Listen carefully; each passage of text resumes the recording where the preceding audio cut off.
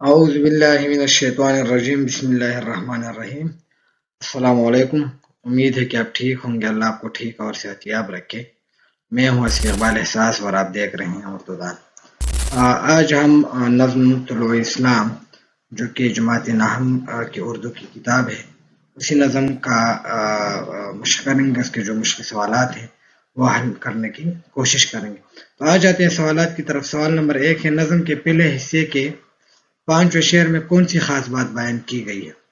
تو جواب ہے، نظم کے پہلے حصے کے 5ویں شعر میں یہ خاص بات بتائی گئی ہے کہ کائنات کی پوشیدہ چیزوں سے پردہ اٹھانا اور پوشیدہ چیزوں کا سراغ لگانا مسلمان کا کام ہے، اور یہ مسلمان کا امتحان ہے کہ وہ کائنات کے سربستہ رازوں سے پردہ اٹھائے۔ تو یہ وہ خاص بات ہے جو کہ نظم کے پہلے حصے کے 5ویں شعر میں بتائی گئی ہے۔ یہ مسلمان کا کام ہے کہ وہ پوشیدہ چیزوں کا سراغ لگائے اور اس سے پردہ اٹھائے۔ دوسرے سوال کی طرف آ جاتے ہیں۔ دوسرا سوال ہے، نظم کے دوسرے حصے کے پہلے شعر میں کس بات کو فطرت کا مقصد قرار دیا گیا ہے؟ اس کا جواب ہے، نظم کے دوسرے حصے کے پہلے شعر میں اخوت اور محبت کی کثرت فطرت کا مقصد قرار دیا گیا ہے۔ محبت اور اخوت جو ہے، اس کی فراوانی جو ہے وہ فطرت کا مقصد جو ہے وہ قرار دیا گیا ہے۔ اب آ جاتے ہیں تیسرے سوال کی طرف۔ قیصر و کسریٰ کے ظلم کو کس چیز نے مٹایا؟ یعنی وہ کون سی چیز تھی جس نے قیصر و کسریٰ کے ظلم کو مٹایا؟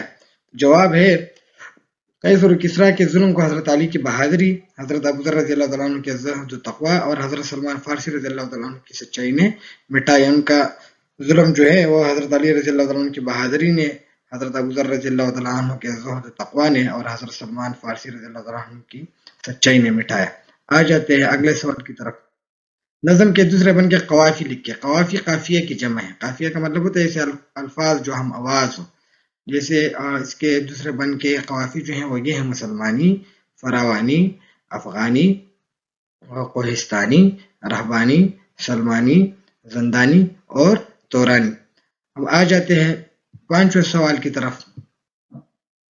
شاعر کا قلمی نام اس کا تخلص کہلاتا ہے۔ شاعر عموماً اسے اپنے غزل یا نظم کے آخری شعر میں استعمال کرتا ہے۔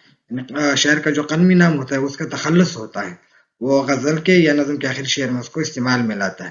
اقبال کا کوئی ایسا شعر لکھے جس میں ان کا تخلص موجود ہو۔ یہ 2 شعر دیے گئے ہیں، اب یہاں سے دیکھ سکتے ہیں۔ کسی اقبال کی میں جستجو کرتا رہا برسوں، بڑی مدت کے بعد آخر وہ شاہین زیر دام آیا۔ یہ ایک شعر ہے۔ دوسرا شعر ہے، نہیں ہے نا امید اقبال اپنی کشتی ویراں سے، ذرا نم ہو تو یہ مٹی بڑی زرخیز ہے ساتھ۔ اس کے علاوہ اور بھی بہت سارے جو ہے ایسے اشعار ہو سکتے ہیں، بلکہ ہیں جس میں اقبال نے اپنا تخلص استعمال کیا ہے، لیکن یہ سب سے آسان تھے تو میں نے اسی کا انتخاب کیا ہے۔ اگلے سوال کی طرف آ جاتے ہیں۔ مصرے مکمل کرے۔ یہ مصرے دیے گئے تھے جو کہ مکمل نہیں تھے۔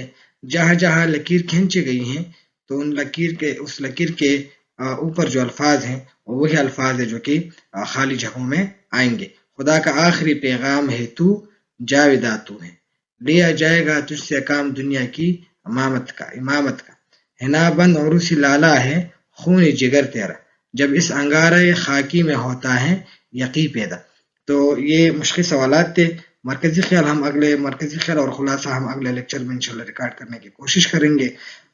یہ بالکل ضروری نہیں ہے کہ جس طرح میں نے لکھا ہے آپ اس کو رٹا کریں یا یاد کریں، بلکہ آپ اس کو سمجھیں اور اپنے الفاظ میں لکھ کے، یہ بہتر طریقہ ہوتا ہے۔ تو امید ہے کہ یہ تمام سوالات آپ کو سمجھ آ گئے ہوں گے۔ جہاں مسئلہ ہو آپ کمنٹس میں پوچھ سکتے ہیں۔ اگلے لیکچر میں انشاءاللہ دوبارہ آپ سے ملاقات ہوگی۔ تب تک اللہ پامان، خاد و آباد سے۔